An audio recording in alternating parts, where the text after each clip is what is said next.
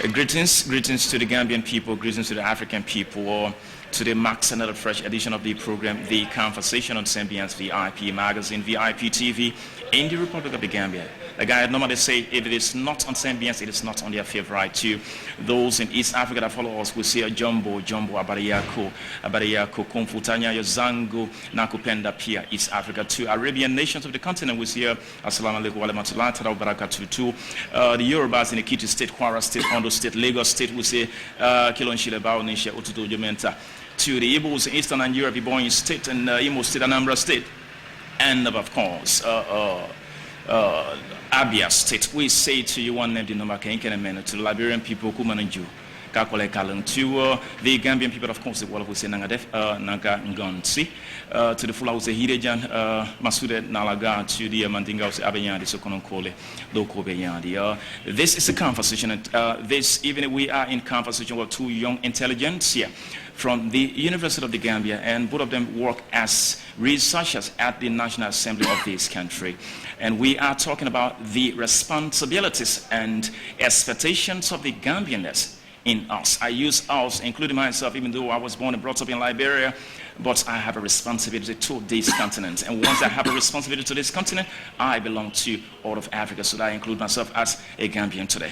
Tony Miket, how is your presenter? And I speak to Mr. Muhammed Lamin Darboe, not forgetting Omar Saibou Jr. Welcome to this platform today.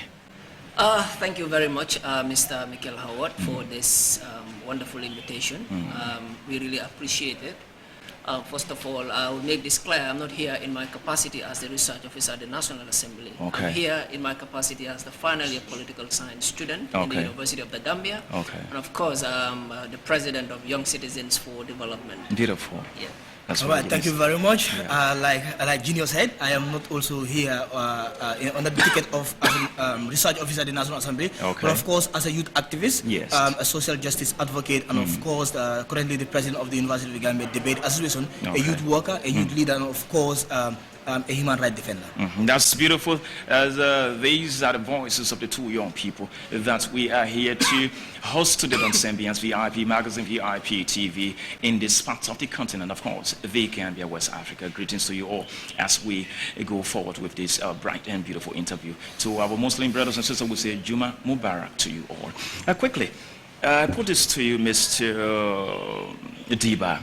When a child is born, he or she goes through very rudimentary concept, start to cry, and then from there finds it difficult to move on the bed. The baby has to change its direction, what of you? Before learning how to sit and then eat by itself, crawl and then walk.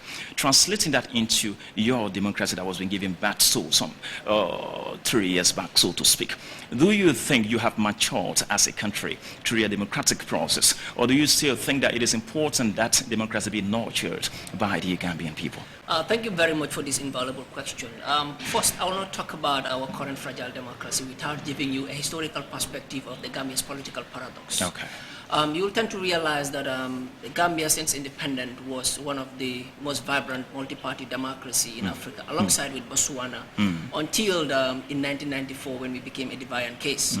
You realize that because of Gambia's high level of maturity when it comes to the promotion of human rights, I mean, we were rewarded with human rights institutions in the Gambia. Yes, of course, from Liberia Street here. Exactly, from the 1980s. Yeah. So in 1994, we have seen a U-turn from a multi-party democracy into a dictatorship. Yeah. So during the dictatorship, a lot of things happened. You know, there were gross violations of human rights. I mean, people were not living in dignity. I mean, and so on and so forth. And democracy have gone beyond, you know, right to only expression as we are experiencing in our current dispensation. Now, coming to our democracy right now, it's not consolidated. For me, democracy have gone beyond people just expressing their views, people marching in the streets demanding for electricity, for water, and for other social needs. For me, democracy is when every child is able to access education, when all the children that are loitering in the streets, you know, are able to go to school, you know, and be able to acquire good education. For me, democracy is when we have an education system that is able to solve our complex socio-economic and political problems. For me, democracy is when people are paid on the value of their labor.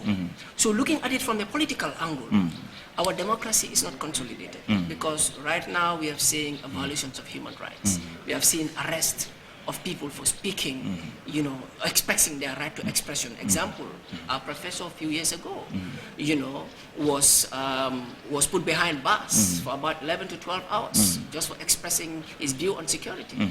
And that was not what we voted for. So all these things are clear indications that our democracy is not yet mature. Another classical example is when the young people, you know, when young people from the greater Banjul area started a movement called the Occupied Westfield, wanted to sow their grievances. I mean, at some point they were denied permits. They have to go through so many levels of bureaucracy. Deductively, you're saying that it has to be nurtured. Before they are given the opportunity to express their grievances. So that is showing that our democracy is not consolidating. Mr. Saibou, what's your own... Looking at the history of democracy in this country, post-independent Africa, Gambia is one of the countries that was accorded highest status of democracy due to the reason of being able to consolidate multi-party democracy. If you look at post-independent Africa, we have a lot of countries that are much more democratic today, but then they were in a systematic way of one-party system with the fear that if we go in for multi-party democracy, then the intruders or the colonizers will come back because we were not going to be united. So they back behind being united and go by one-party system. Then Sadauda take the other way around and then invited multi-party democracy. Although the multi-party democracy at the point was crooked down, but this one was to face outside. Like he said, but 1994 came. We had a U-turn. And we had a U-turn when a military government came in. And then, unfortunately for Gambia, this was the time of democratization in Africa. Because when you understand, we have two stages in Africa post-independent. There is the first independent leaders, then we have the military government, and then the process of democratization, Gambia took a U-turn at that funny situation of Africa, and then we went into a dictatorship. And you will look at that, we fought for this tyranny, we fought for this dictatorship for quite a long time. And then finally we thought we have fought for democracy, we have fought for good governance, and we have fought for transparency post elections 2016. But you need to understand this. Now, like Diba said, we of course democracy is something that have been here. And democracy is something that we have re-embraced back, but it's not consolidated. It's not consolidated simply because the government still fail to define what is democracy in their own perspective. The citizens are the ones that are defining democracy, and of course it's the responsibility of the citizens to define democracy. But in any context that the citizens define democracy, the government will have a problem with it, because the government has seen those definitions as suppressing and limiting their powers and their mandate as a government. So what I would say, like he said, we have seen it here. We are going through a very, very premature democratic process. You will see that people will apply for permit today, and they will be given permit, and tomorrow they will say security reasons. But these are issues that we must interrogate very well. These are issues that we must talk about. He gave references. That's just one out of many other people that wanted to march on the streets to show their grievances, to demand for what belongs to them, and they have been stopped. However, we need to understand also that democracy does not simply mean protest, does not simply mean going to the streets. We have different approaches to hold the government to account. And this is what makes democracy work. And then most importantly, for me, there is no democracy where people are still living in this country without electricity since their birth. There is no democracy when we still see young people carrying water on their heads, selling them on the streets. There is no democracy when we still have young people in this country that cannot access university education simply because they don't have the fee. Not to cut you, are you trying to shift these blames on the current leadership of Adama Barrow? Of course, not sincerely. We must be flexible in what we do. But what we need to understand is rights have been seized in this country for quite a long time, and we have fought for a better healthcare system in this country. We have fought for a better educational system in this country. We have fought for a better transportation system in this country, and these are issues that brought us together as Gambians to fight against a tyranny, to fight against a government that we feel was not giving us was not giving what belongs to us. Now this government came in, like, we have to blame them. There are any signs to improve our our educational system? Is there any signs of improving our healthcare system? These are questions we must keep asking ourselves. Democracy is not, if I'm sick on my bed, will I be able to go to the streets to protest? Not at so all. democracy is beyond just protesting. Democracy means my fundamental human rights. This includes life to healthcare, life to education, life to certain things must be guaranteed. Of course, must be guaranteed. And without this, I think our democracy is still backwarded unless we look into it again, unless we redefine what democracy means in our own context, and we establish the principles of democracy and move as a nation. Rating your country democracy right now, that is 3 years old. Talk about newfound democracy now, because it's been there, according to Mr. Diba, which was buttressed by you. If you were to rate there from a score of 1 to 10, currently with 36 months, 3 times 12, what are you going to rate? What's going to be a rating? Let's say we are 3-4. Why 3-4? Because first of all, the democracy is not moving because we did not know what democracy means. Okay. Both from the government perspective and from, because right now if you ask the government, they will tell you, if you ask them to rate from 1 to 10, they will tell you 9, they will tell you 10. Because to them, they have given us democracy because simply, I can sit out here and say, Barrow is doing right or not. See, democracy is beyond that. I came here simply because I got food to eat. Otherwise, I will tell you, Michael, I cannot come because I'm hungry. Yeah. So if that is the bond of contentment here, we need to understand that just allowing me to talk does not mean democracy. In fact, talking and without listening doesn't make sense. If I'm talking because it's my right to talk, and you're not listening, it's not influencing your thoughts deliberately.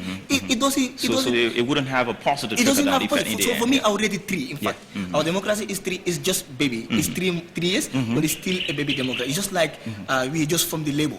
So we need to take this baby and put it in an incubator, and then give it more. Yes, of course. Mr. Diba, what's your rating, sir? I agree entirely with him. I'll give, obviously, I'll give this should not be the conspiracy of idea no, here. it's not a conspiracy of idea. These are facts for us. You know, I mean opinions, which might not necessarily represent facts. Okay. But I will say, in our view, these are facts. You know, because I mean, I'll rate them 3/10. Simply because this government promised to be a transitional government. That is to lay the bedrock, the foundation for democracy, wherein there will be a level playing political field, wherein young people will exhibit their potentials, wherein there will be meritocracy in the public or the civil service. But now, our young people are desperate. They are sacrificing their lives to die in the sea rather than to stay in their country. My professor will tell you that if Gambia was at war, the number of young people that choose to die in the sea would not have been dead when we are at war, meaning there's something wrong. Do you understand? Something is fundamentally wrong with our country. Okay. Another critical issue is, now you look at the Gambia, we said there are a lot of projects that came in, but how many young people are benefiting from those projects? They're ranging from the YEP, you understand, and the so-called, initiatives for young people. I mean, we have a lot of, youth initiatives in this country, but nothing is going remarkable. Still now, young people could not fully realize their potentials. Still now, young people are seeking for jobs instead of creating jobs for themselves. Against that background, you rate the government tree. That's what I'm saying. That's the voice of Mr. Diba, not forgetting Mr. Saibou Jr. They're giving their own descriptive analysis of how the Gambian democracy is being rated right now. This is Zambian's VIP magazine, VIP TV, and we're talking about the conversation in this part of the continent, the Republic of the Gambia, a very small country that I describe as the museum of peace in Africa. Quickly, conceiving this country, the Gambia, you have an Adama Barrow who assumed the mantle of authority to steer the affairs of this nation for 3/5 years. And then he had a moral responsibility to honor his words.